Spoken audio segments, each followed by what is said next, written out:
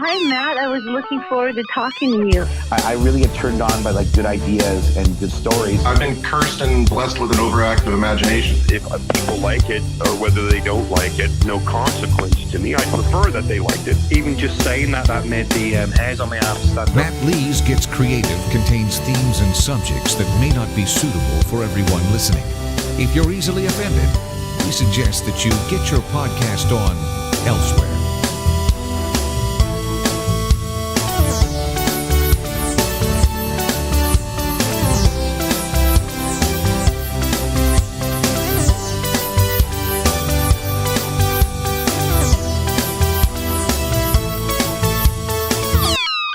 This time on Matt Lee's Gets Creative.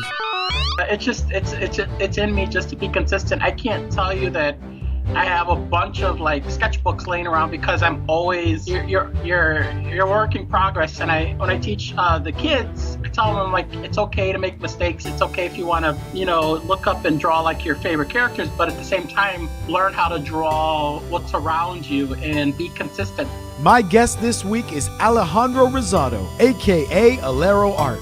He's a teacher, an illustrator, a cartoonist, and as you'll hear, he's extremely passionate about his art form and being able to share that talent and knowledge to inspire others. He's one half of the fantastic book Power Punch Bootcamp, and he now hosts his own podcast, the Aleroart Podcast, available wherever you're listening to this podcast. Don't forget to follow us on social media at ML Gets Creative on Instagram and Twitter, mattleesgetscreative@gmail.com. Please subscribe, please like, please share, please review, and please keep listening. Yeah, thank you so much for doing it, man. It's cool to talk to you. Thank you again for having me, man. It means a lot. Sweet. So for yourself, obviously, I'm a huge fan of your artwork. I don't say that just because you drew ours, but because it's awesome, man. It's its own unique style. Almost. Now, I don't mean this comparatively as in style. I mean this as in I look to you almost like, because it makes me think of a Scotty Young, as in I instantly recognize it's you. You know? Yeah, thank you. No, I mean, you're very welcome. So what started it for you? I mean, it's a funny question to say, did you always love art? Because who doesn't love art? But yeah. Where did it start for you when it was kind of like, I want to draw, I want to create, I think I'm kind of good at this? Yeah, dude. It started when I was a kid. Well, first and foremost, I'm here. I grew up and I'm here from Chicago. I come from a family. Yeah, family of 15 children. I got 9 sisters. You got 9 sisters. Yeah, and I got I'm the 6th boy, so there's 6 boys. Wow. So that's 15. Yeah. Your poor parents, man. No, it's cool. Yeah. But we all a bit drew. Everybody drew a little bit, is what I'm told, in some kind of way, and it just clicked easier for me, if I could say it like that, where I could look. I was looking at pictures and I could copy without tracing. And this is 4 years old, and right. My older sisters ahead of me are twins, and we would all draw, and they could already see that my style, I grasped it faster. So I just drew. I just kept at it. But again, everybody was very supportive. As a kid, I didn't know how to get a job, what that meant in comics. Right. I would just draw the characters, and then you hear people say, yeah, they pay Charlie Brown, creator, and this person gets paid to do that. And then it didn't click until high school when you got to meet comic book creators, and you're like, I got to try this. So that's where. Yeah, but it was all. It sounds like even like same for me with music. It was just kind of in you, and it always just kind of came naturally to you. Totally. And then of course, that's the lucky part. That's the gift part. But following on from that is a lot of hard work. You know what I mean? Because if you don't nurture that gift, then it's gonna die. So what did you do to nurture it? Did you have like really strict practice? Like today I have to draw for 2 hours, or today I have to draw for, did you have anything like that for yourself when you were starting? Yeah. I guess it was just in me. I didn't care what other people thought what I created. I had to do it. Like, again, it's very supportive surroundings, family, friends, in high school, girlfriends. They like what I did, but they would say, you should be an oil painter. And I respect oil painters, but I can't oil paint. I could kinda, but I just was doing my own thing. And, you just kept it was just in me. So like to say right now, I have to draw before I start my actual job, which I do logos and then I teach after school. I'll fill up blank pages like right now. I had to do this. That's awesome. Yeah, thanks, man. That's fantastic. Thanks. And it's in me just to be consistent. I can't tell you that I have a bunch of like sketchbooks laying around because I'm always you're work in progress. And when I teach the kids, I tell them like it's okay to make mistakes. It's okay if you want to, look up and draw like your favorite characters, but at the same time, learn how to draw what's around you and be consistent. That's the word. That's on my board right now. Stay consistent all the time. So I'm like that. I have to do that. Yeah, but I mean, you can't nurture and become good at something if you don't have that dedication. You always hear that thing about 10,000 hours or whatever it is, 100,000 hours of any task. I'm a believer of the Malcolm Gladwell line. The Beatles, played at all these places before they became the Beatles in that sense. So, I hear musicians in live gigs that are better than me, and I don't think, oh man, that guy's better than me. I think, oh, he worked harder than me. Like I can totally hold my hands up to that. You mentioned something beautiful there, though, man. You say you teach art with kids too, so you're a teacher as well. Yeah. What kind of age group are you working with, or is it varied? It could be all different. For the fall through spring, I'm teaching middle school. Right. And here in Chicago, I'm sure in other places, a lot of our school systems are getting rid of music, theater, and of course the arts. And if they do have art, it's very minimum. So what I get calls from are organizations and people that believe in the after-school workshops, and I'm from that. I couldn't make it to all of them, but as a kid, I wanted to do more stuff like that. And for these kids that where they live and, both parents are working or, grandma or auntie or whatever the case, hey, let me put the kid in there. And my personal philosophy is it's like you can't draw anything wrong. There's no such thing as that. And it's okay to make mistakes. And I think that's why the kids ask the teachers, bring him back, because he doesn't. I use the word helicopter a lot. I tell him, I'm going to go, look, do what you got to do. I'm going to be over here. I'm happy to answer questions. And for the middle school kids, they grasp that. They are becoming who they are. And they say, hey, this guy's cool because he's not bothering me. And all respect to people who work early in the morning till after, when school is over, to those teachers. I totally respect them, but I say, hey, let me just give the after-school kids these hours of just make comics. And then the other thing I teach them is how to brand themselves. So you'll see 6th and 7th graders in this environment where they make their own stickers, they know how to use hashtags.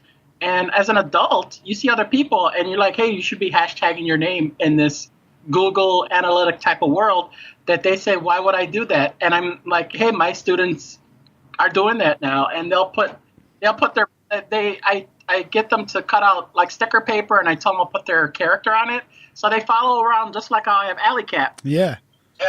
And it's like I would say a cool healthy epidemic of like these kids are putting on their school bags, and that's it. I don't tell them anything that isn't like a lie. I would like to tell them like, hey, it's hard work. Yeah. And if you could tell them earlier on without sugarcoating it, they'll get a better understanding. Like, hey, Mr. Alejandro told me this is going to be work and it's not going to be easy, and they'll understand that. And I tell them, you can do it. You can prevail. Like, this guy is I know he's red, but this is my main guy. I grew up on Snoopy and Spider-Man, and now I'm able to make this guy, Alley Cat, into a toy. It's a toy of your own creation, which must be amazing. Yeah, and kids look at that, and I said, guess what? When you get my age, the technology is going to be even more faster, and surprisingly, the kids get that. And I say, I just want you to know that you're going to hear 9 times out of 10 no, and I'm going to be that one guy that says yes, you can. And I hope I could come back and say, hey, I could teach that next batch of kids that you guys could show them to say, hey, Mr. Alejandro said I could do this instead of it being, concrete negative. Let's do that. So I get called back. So now I've been teaching for 7+ years. Now I teach 3 schools. It breaks up all through the week, and it's just after school workshops. I get to work on my stuff. I get to freelance, and I get to brand. That's it. So you're inspiring me. Like it's unbelievable, dude. It's especially for creativity. We talked about only creative types get the way the creative mind works, right. Which for many of you out there that don't understand, it's a mess, folks. Yes. So when I was a young kid who was a creative kid who didn't really quite understand it all, I would have loved to have a teacher like you to say, dude, it's cool. Yeah. Do it this way. Let it, and to talk to them about hashtagging and marketing. That's huge because they can then become and build their own world just like you have done through the world of word of mouth and spreading that own thing about yourself. You don't have to work for somebody else in this world anymore. Right. If I would have started years and years and years and years ago, it's unbelievable. That's really cool that you're doing that. And it must be really inspiring to see that they pick up on that and they make their own characters and they're, that's really cool. Yeah, it's truly hilarious that when I say hilarious, I mean it in a positive way of just like you made this and you created your own. If I drew a cat, then you'll draw a dog, or you draw a mouse or whatever, and it could be a cat too. And it's like, okay, this adult is telling me that, and I'm like, yeah, cool, just good. There's no. It's okay if you make mistakes. We have erasers, we have whiteout, and just keep at it. I always try to let them know these are the things that if it doesn't work out, then you're going to move on. And they get called back to talk to the kids. So yeah, that's really cool. And you're obviously able to do that yourself because you are recently you recently had a successful Kickstarter. Yes, thank you again. Which is that's awesome. I mean, it's like you're saying, you can use the online world, you can spread the vibe, and people will latch on to positive or to good work that they like, that they enjoy. They'll support it because we all work hard for our money, but what's a couple of bucks? Right. Yeah. So when you see a project you're into and you're like, well, I can throw like, $10 at this thing and it helps these artists get this thing done. If that would have been around when I were a much younger, more handsome musician, I definitely would have been running Kickstarters. And I know because you're an inspiring guy, you're going to be like, you still could. Yeah, I know. Yes. However, that's awesome. But talk to me about the Kickstarter project and the resulting book from that. Okay. So the Kickstarter, we had wrapped it up towards the end of September. I'm gathering my thoughts because we just did it. So it's created by the writer Ellie Eleganton. I'm sorry the last name, but I know I said it right this time. She's very awesome. She had this idea. She had this character, and again, it's going to go back to that inspiring type of thing. And she asked me to work on this book. I took over the project from a previous artist who had other things that he had going on. So that being said, I took over, and when we got to page 60, she wanted to go up to page 80. So I said, cool, let's keep it going. So we did that. It was around the time for Chicago.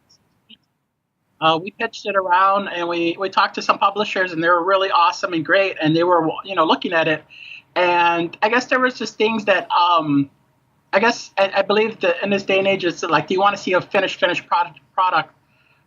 We just took it on our own hands to say, hey, let's just kickstart it, and then we can go back and show those publishers again that, hey, we did all the legwork, and maybe this is something you guys want to see. So we pitched it. We did a whole month of it, and we promoted it just like anybody else does promoting.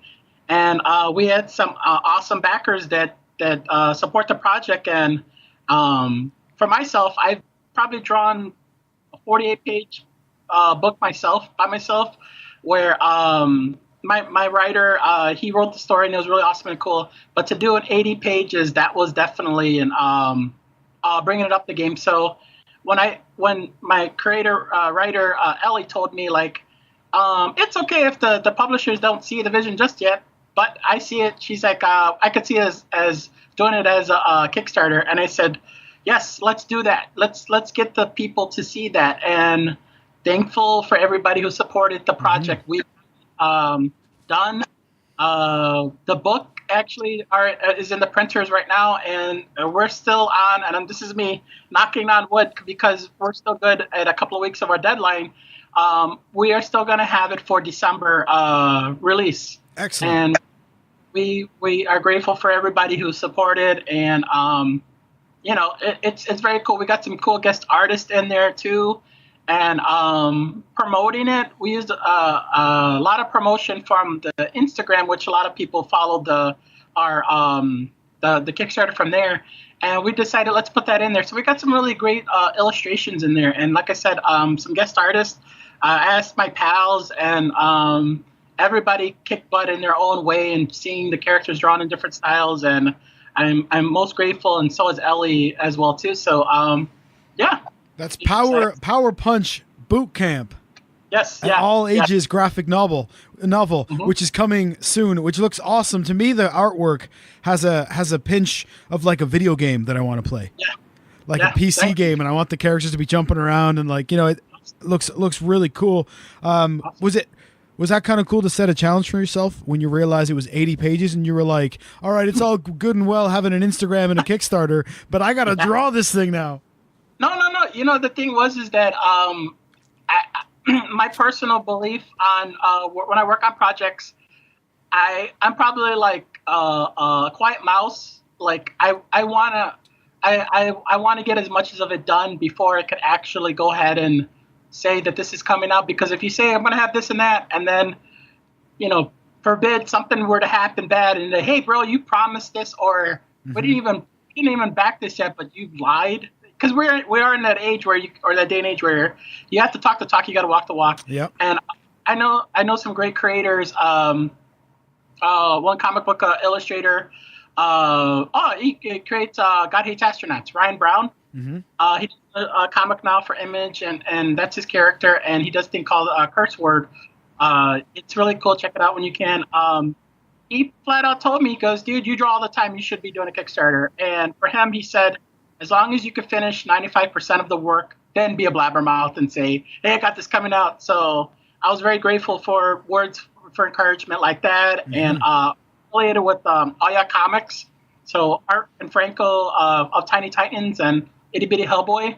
They're like my big brother mentors in the comic book world. And just being around like positive and motivated people, those guys like just say, hey, it's going to be work, but you can do it. So that's what I'm a believer of. Yeah. And to show my creator writer, like, hey, we're gonna get this done. And like I said, we're in good schedule, and I'm excited, just as she. So look out for it. So. And I think that positive reinforcement from like mentors and things is so important because you then turn around and you do it for the kids. But then you have those guys that do it for you. I bet they inevitably have guys that did it for them. I think it's so important that circle continues, because that's how we get all these things that, everybody was inspired by somebody. Yeah. Your favorite song that you've ever heard was inspired by a song that they heard by somebody else at some point. So, for me, it was old blues musicians, or it was just other musicians that I knew where I grew up that would yell at you when you did something stupid on stage. But for me, that was the same sort of thing. They meant it from a place of love, which was, you might be all right at this. If you get out of your ego and get out of your own head and just let me teach you how to be a singer, you might be pretty good at this. And sometimes you need that tough love section too, I think, Totally. So who were for your when you were growing up, were you big on reading comics? Was it more cartoons? Was your biggest, was it both? Yeah, actually, you got it on the mark. Because of the age gap of my family, and I'm the youngest. You're the youngest of that many too. So you're the baby for life, no matter what you ever do. You're the baby of the family. Forever, Beautiful. Man. Yeah, it is. And what it is that my best friends, their two brothers, they would go off to military school in the fall and all through spring. So I'm like, who am I gonna hang out with? Yeah. I mean, go to school, but when you go home, because I was to school, I was by myself, so I had television, and then I had, I drew on the back of my notes and my test that I did really poorly in, but that's another story. Yeah. But it's really cool because that's where my imagination was. Television was there. Tom and Jerry, Looney Tunes, Ninja Turtles. I'm an '80s baby, so turtles have been around with me forever. So Me too, man. Yeah, it's crazy. My guy did. You'll see some turtles on the wall. If I can tilt, I can't tilt the camera. I'll show you when we're done recording the Ninja Turtles on the wall. But yeah, I grew up with the same stuff. Please carry on. Yeah, no. What I was about to do right now is I'm going to go like this, where I'm going to grab my my turtle statue, and I was going to say, it's too stuck on the wall, but I can just show you this little guy. Amazing. I love it. So my guy is Raphael, and he's cool but rude. Who's your favorite guy? I was a Michelangelo guy. There you go. You're a party dude. But I also then I became a big mouth and went into radio for a job. So I was a Mikey. You know what I mean? But there you go. That's awesome, man. Not the turtles though. Always a part of my life. Yeah, it is. It's one of those things. I got to meet co-creator Kevin Eastman at Detroit, and I walked over, and my eyes were just like big. And he goes, "Let me guess," and I said in a positive encounter. He goes, "Let me guess. I'm responsible for you for drawing." I said, "Yeah, you are." And I said, "That's it." And I moonwalked away. That's all you needed, right? You were like, cool. Yeah, I just had to see him, and I hoped I could meet Peter Lard one day. And but it was one of those things that where they were, why they influenced you, where if you had a bad day or whatever, drawing these characters were my outlet, and it was really cool to have that. So yeah, and it's also really cool that you got to meet him, but you didn't have the fanboy moment, which we've all had at certain points. Oh yeah, we've all said something and gone, "Damn, that was stupid. Why did I keep talking?"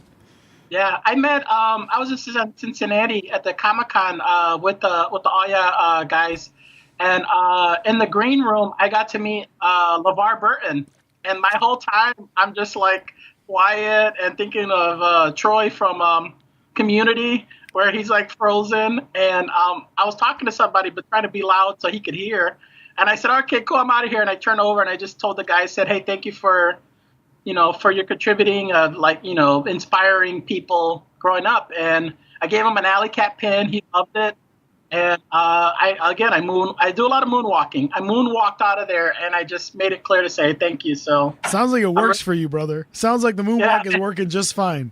I've had a few. I met I had a positive and a negative Star Trek experience. I met Riker, and I met Worf. So we're talking Jonathan Frakes and Michael Dorn. Yeah. Now Frakesy was my boy. What a great interaction. We saw them in a panel just before where he made a joke about something like, "Oh, if you trade in 2 datas, they give you a free Riker figure," something like that. Well, so we walked around on the floor. We bought a Riker figure. yeah. And we took it up to him in his line and we said, "Hey man, I traded 2 datas to a guy downstairs and he gave me this Riker." And he laughed and guffawed with us and took great pictures. And I made fun of my buddy because he left the lens cap on his camera. And I was like, wow. "Yo, I'm here with number 1 and you can't even take the lens cap off." And he just leaned over and he went, "Admiral Riker." And I was like, "I'm here with the Admiral and you got..." So you go like this? Yeah, he was just like, now he moonwalked away. That's when Jonathan Frakes moonwalked away from me. In the same experience, I met Michael Dorn. There's nobody at his table. I walk up with my phone in hand. It's my first con. And I said, "Hey, good afternoon, man. I was wondering how much it would be if I could just take a photo on my phone with you." And because you're on video with me, you'll see exactly what he did. He's looking down and he goes, "We're not doing that." And just goes back to what he was doing. And I was like, "Oh, you don't have to do me like that." Like, yeah. All right, I understand, but you don't have. Oh, you don't have to. And then his kind of handler next to him was kind of like, "Yeah, we're not doing that." And I was like, "Okay." Yeah. And I moonwalked away. Yeah. Sometimes when we meet our heroes, it's, what is the word? Sometimes it's best not to meet our heroes. Yeah, yeah. Is there anyone that you wouldn't want to meet in fear of that happening? No, I can't. No, I love everyone, and yeah, man. I just my personal thing is keeping it like I would want that positivity with me. Like whenever somebody asks, they're like, "Hey man, you gave me a sketch, but you gave me extra work," and I'm like, Yeah, don't worry about it. It's like I never want I want anybody to walk away feeling empty-handed. So like when I send out artwork, I gotta give them extra things because I don't want people to feel, however. And I have when I do the shows, I've had parents that they had their kids that sketches for. Now these kids are out of college, so grade school. Right. Now they go to themselves and you look at my work, and you told me that I could do this, so I kept at it. And I'm like, hey, cool, that you got to keep at it. And I will say I have 4 people, adults now, that always come over and they have to say hi. And I'm just like, yeah, cool. Like, just keep at it. And That's something awesome. in them, just everyone that told me no, but this guy eating his ramen noodles under the bench, he believes in me. So it's really cool, man. Dude, it's everybody needs someone to believe in them, man. It's Yeah. I'm looking at your Patreon as well. So people are able to support obviously in you, like we were talking about. And it looks like there's covers and pinups and things like that available too. That's something that's also really cool. Something that's available, so that, like we were saying, what's a couple of bucks these days? But people can go on there and throw something like now you do a lot of the cons and the things like that. What's that experience like as an artist? Because I've only been as a dude on the other side of the bench, and it can be incredibly stressful. The entire con experience. I imagine maybe more so for you because you're there to have a great time, but you also need to make a few bucks because it's the real world, right? Yeah, totally. Totally of that.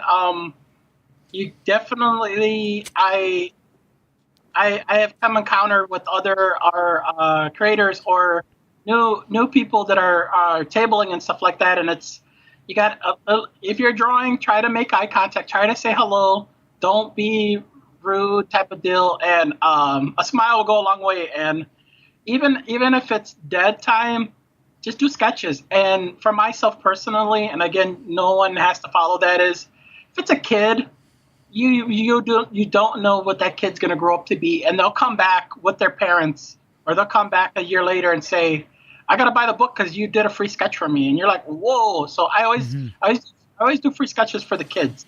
Yeah. And it doesn't take a lot of time. It's just something for them to look at, and then to tell the kids, go home and color this, please.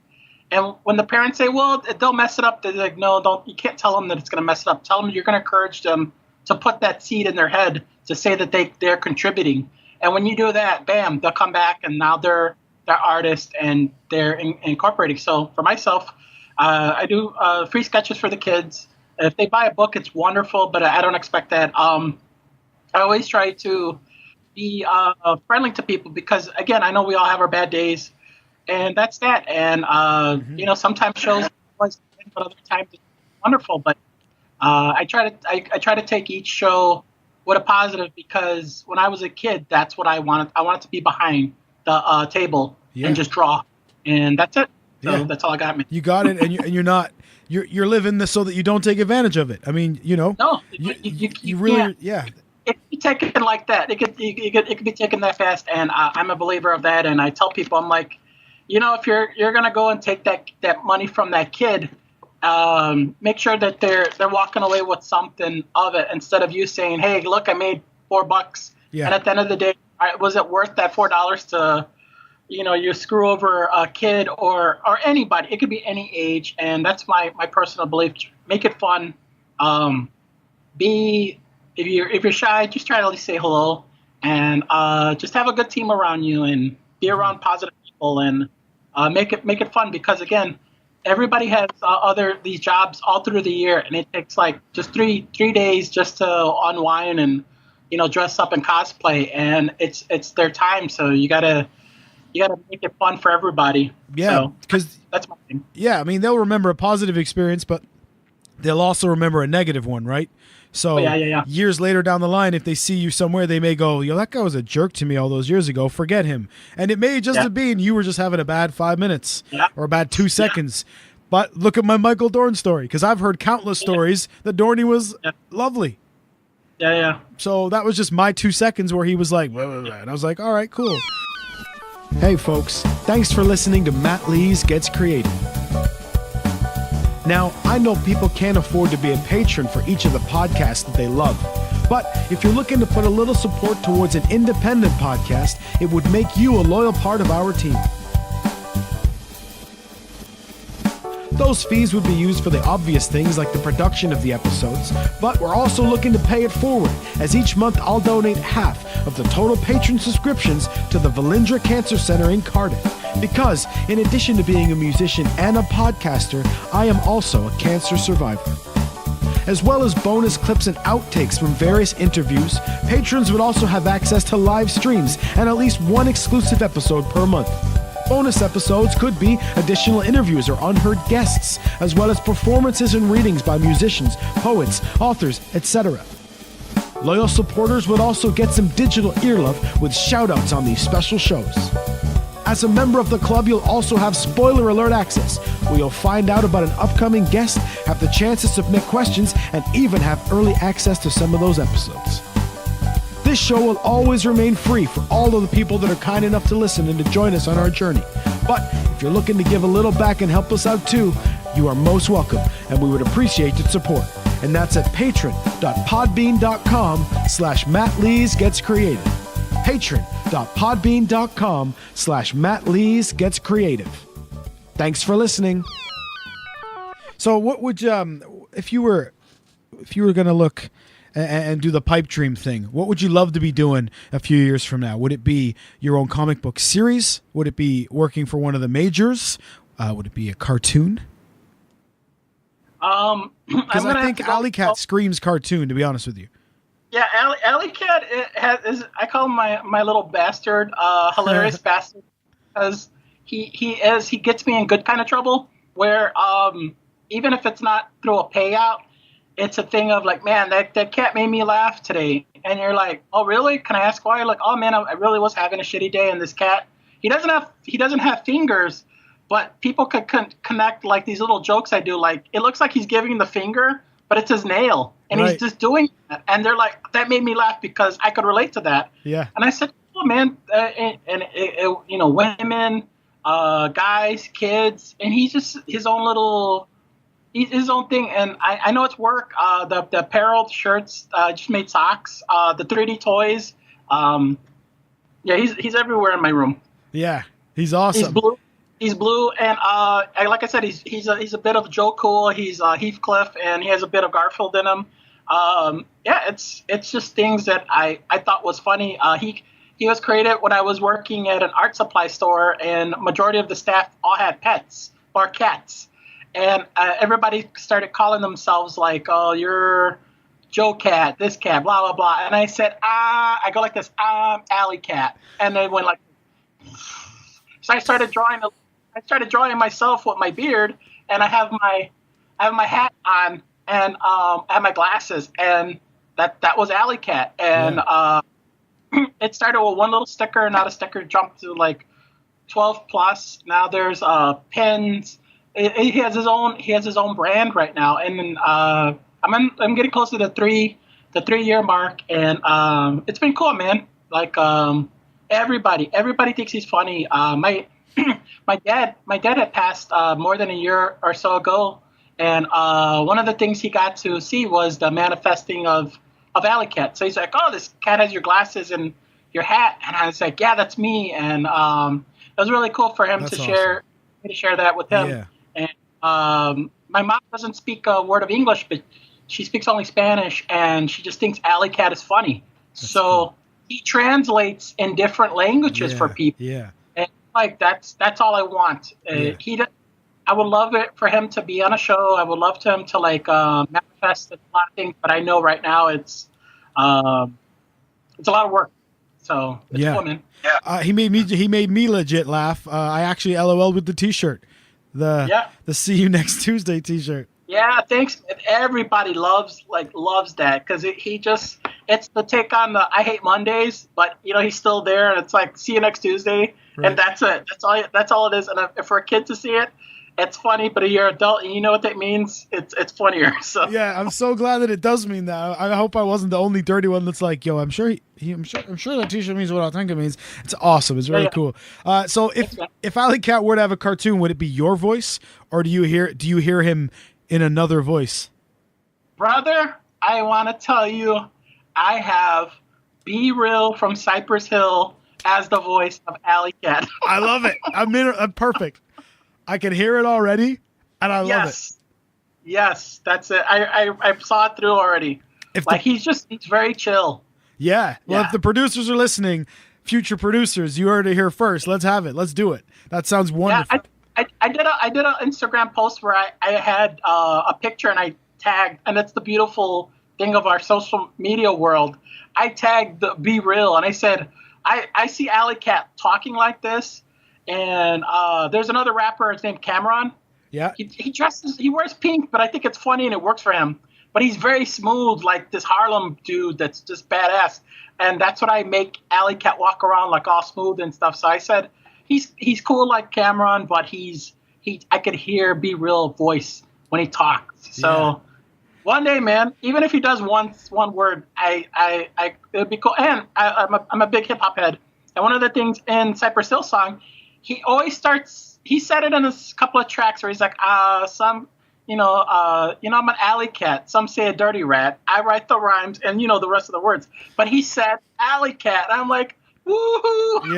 Yeah. That's that. When I was a young whippersnapper, I was a DJ, and the DJ's name was Lightning Kid. Mm-hmm. And I used to love taking samples of like dudes saying lightning or dudes saying kid, and I would like cut them together.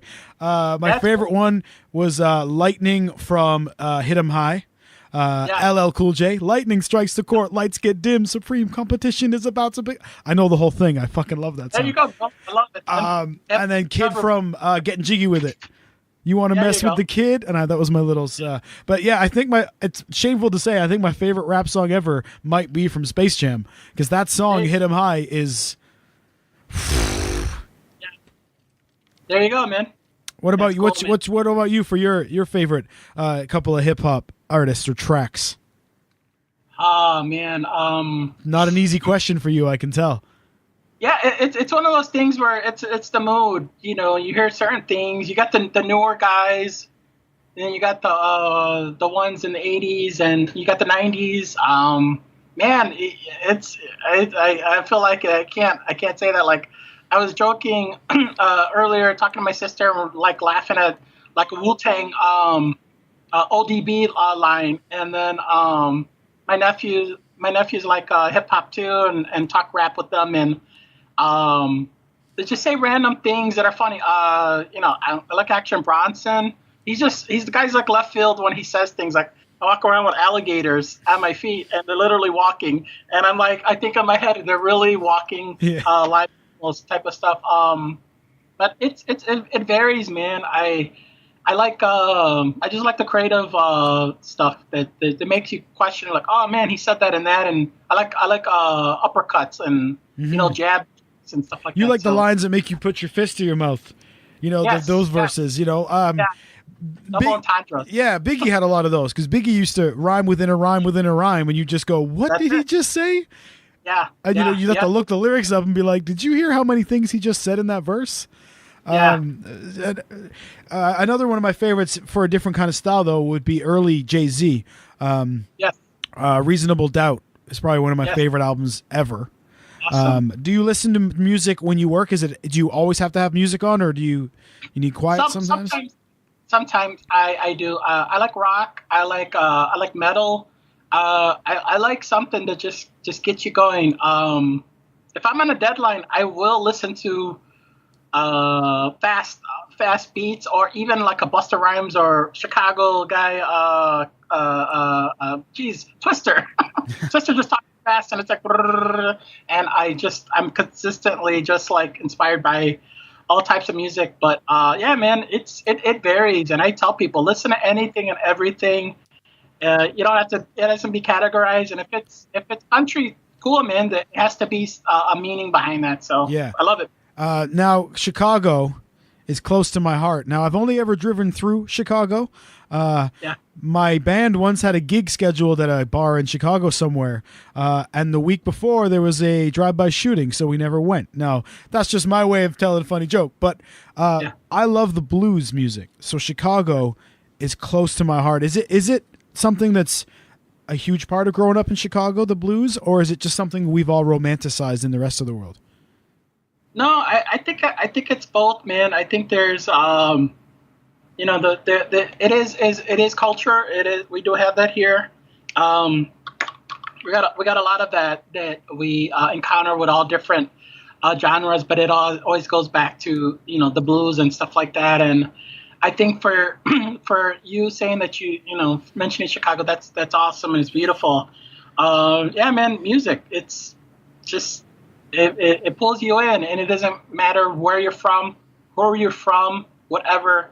It just talks to you, and that's that. I was talking about this music. They just released on Netflix. Quincy Jones. Quincy Jones had. Right.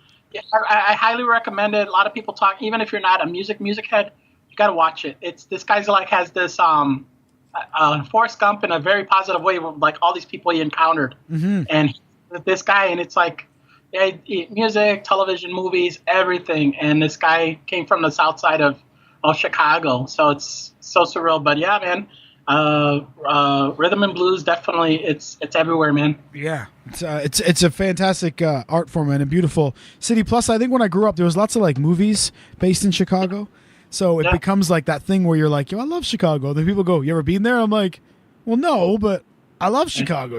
It's Is there a big art culture? Are there lots of artists in your area, or do you find, kind of like me, you work with people all around the world because the internet makes that easier to do? So do you work more locally, or are you working with people all over the world? I get a lot of my work outside of Chicago, and I know there's a lot of people that a lot of us artists, we all interact, but talking with other artists to find work, that's like a thing that I explain. If you want to get a job, you can't go with your other artist friends, because in a positive, competitive way, somebody's going to get the job and somebody's not, and it's going to look that kind of way. But for myself, I get a lot of work outside of the city, out of the state, out of the country. Yeah, and it's everywhere. Yeah, I mean, I'm in South Wales in the United Kingdom, and we have artwork. Luckily, we're graced to have artwork by yourself. Yeah, all because of the internet and podcasting.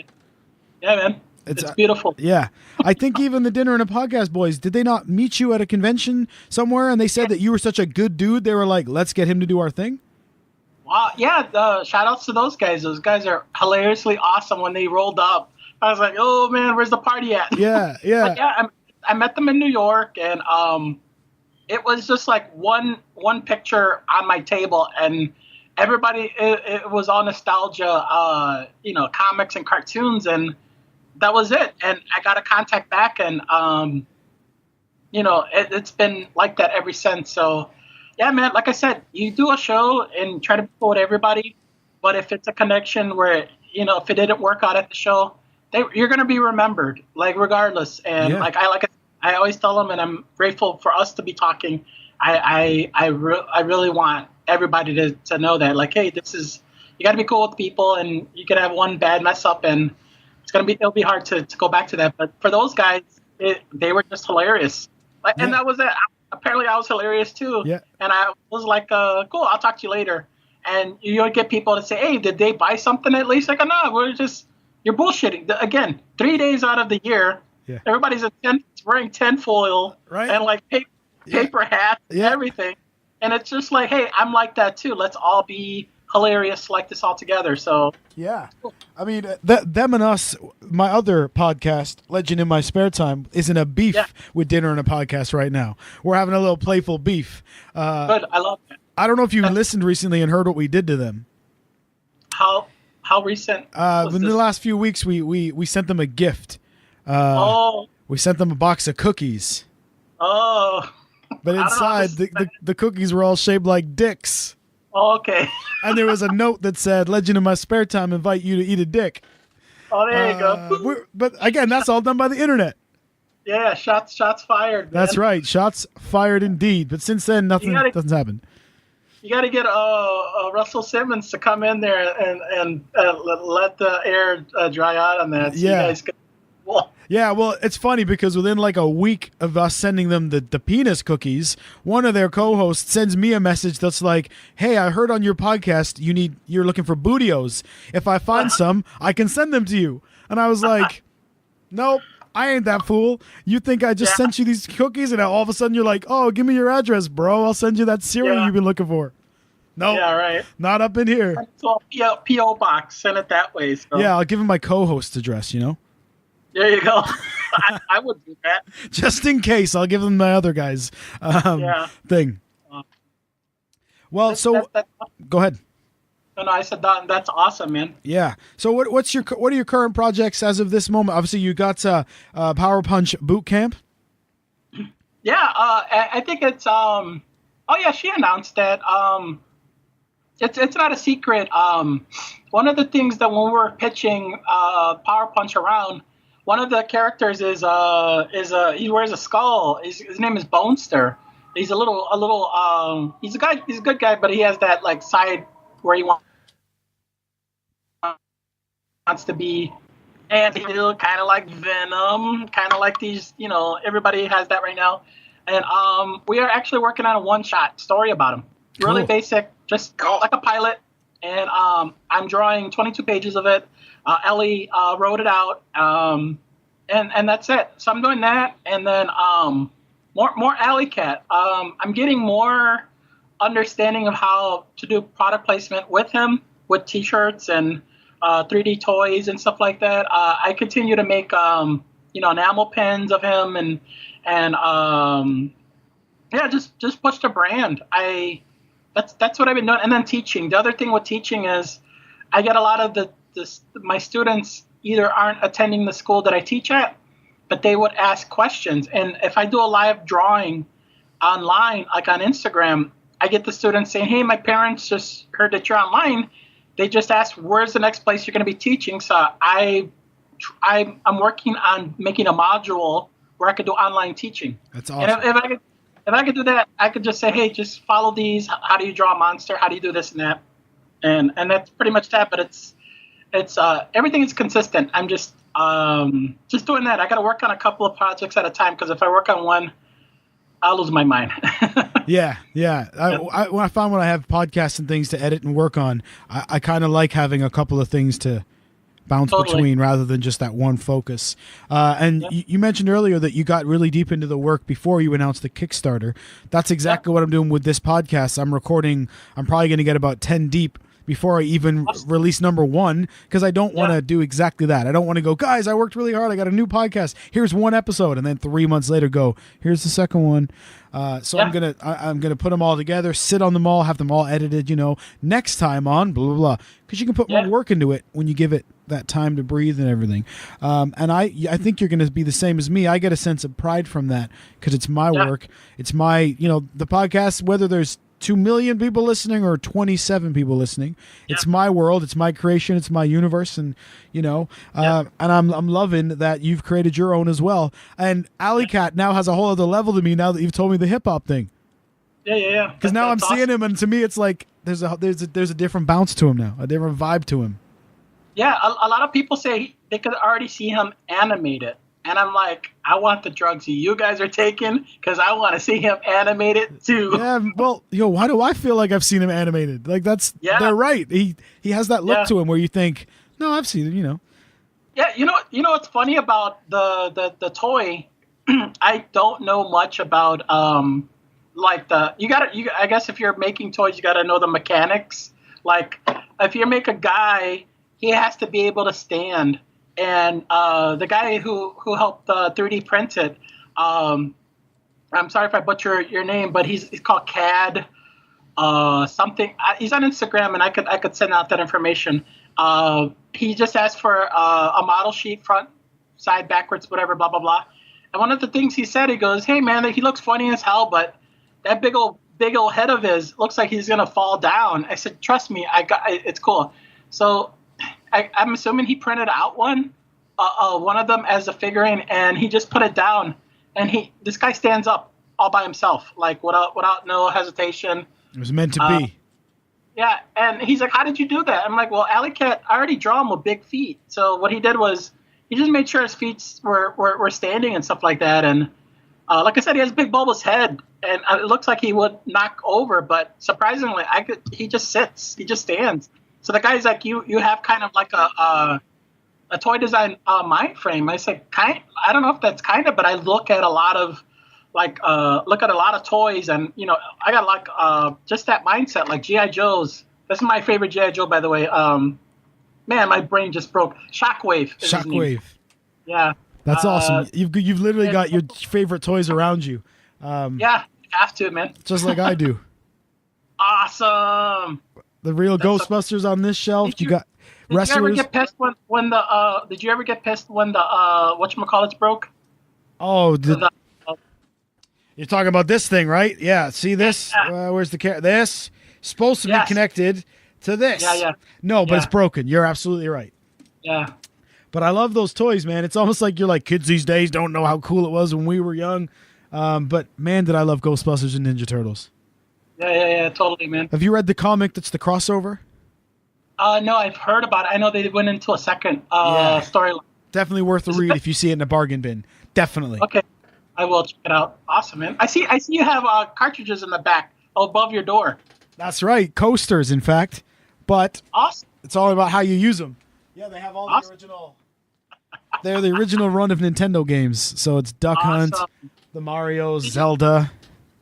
Did you see Seth Rogen's words about Duck Hunt? Yeah, how the other guy could control the. Yeah, exactly. That's what happened to me. I'm 40 years old. I didn't know that.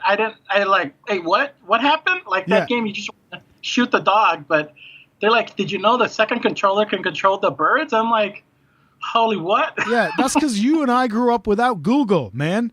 We had to play these games. We couldn't go, let me Google and see how to do this, get this walkthrough, and just we had to find that out word of mouth. I always think back to a story that Paul McCartney told about himself and George Harrison. They had to take a bus to the other side of Liverpool because they heard of some guy who could play an A7th on the guitar, and he was going to show them that chord. Whereas now you just go, hey Siri, show me how to play an A7th, and it'd be on your screen in 2 seconds. But we didn't grow up in that world. No. We're OGs. No. There you go. I still remember my first friend that had a tape deck in his car, and I was like, yo, Mike, he's got a tape deck in his car. And people were like, what? Say what? And then a couple years later, yo, I can plug my Discman into the car. What? Yeah, I got this cassette tape with a string on the end, bro. Yeah. Forget an aux lead. Then you have a pencil, you got to roll it back in. Yeah. See, we didn't have none of these aux cables or Bluetooth. Yeah, with these kids these days. They off my lawn yelling at the kids. This has been the Grumpy Old Men segment of the show. It's funny how many of those I have. Yeah. That's hilarious, man. So, dude, let people know how to follow you, how to keep an eye on your work, and how to commission you if they want work done. Because a lot of my listeners are creators of their own musicians, writers. So you never, like you said, be positive and put it out there. You never know what it leads to, and I hope it leads to much more for you, man. I hope some of my listeners get at you and they get work done for their shows too. Awesome, man. Thank you. That means a lot. I'll repost whatever you want me to repost for this. You can find me on Twitter and Instagram as Aleroart. My brand is Aleroart.com. And I answer as much as I can online. So please, any questions, comments, or just a BS about, TVs, movies, comics and stuff like that, I'm happy to answer it. And it's really cool, man. And, I'm very appreciative for this. Having me on here. It's really cool. So. No, I'm grateful, man. You're the one with the awesome talent to talk about. So I'm really glad you did it. When you did our work for us, we knew it'd be good, but we didn't know it'd be that good, man. And you said it yourself. You fill it with extra stuff, and the crowd that you filled in for us. I'm still scrolling through at work, going like just looking for people, and I'm so glad you like it. Yeah, a lot of people, everyone, my family, my girlfriend, my best friend. They were all laughing. They're like, "Oh man, you put this in here. Oh man, you put this guy in there." Yeah. And I'm like, and my best friend, he told me, he goes, "Did they ask for the background stuff?" I go, "No, I think it was an audience, but in my head, I could see seeing a shark or having this character in the background, and it was totally worth putting in there as the crowd. So I thought it was fitting for your show as well. So yeah, because we BS about literally anything. Anything, man. And we probably mentioned every character in the audience at some point over. We started in 2009, so. Yeah. Again, it's unbelievable work. So if you folks out there want work done for your projects, you know where to go. It's Aleroart. You've just heard him for almost an hour. You know he's a great dude. He does great work. He has a positive outlook on everything. Dude, this has been a great time. I hope maybe sometime in the future you'd like to revisit this and do it again. Please. I would love to. Next time on Matt Lees Gets Creative. What I tend to try and do is dream the scene in my head the night before as I'm lying in bed on the edge of sleep. Right. See the action, see the interaction of the characters, and then the next morning, after doing the morning chores, to actually write the scene. Yeah.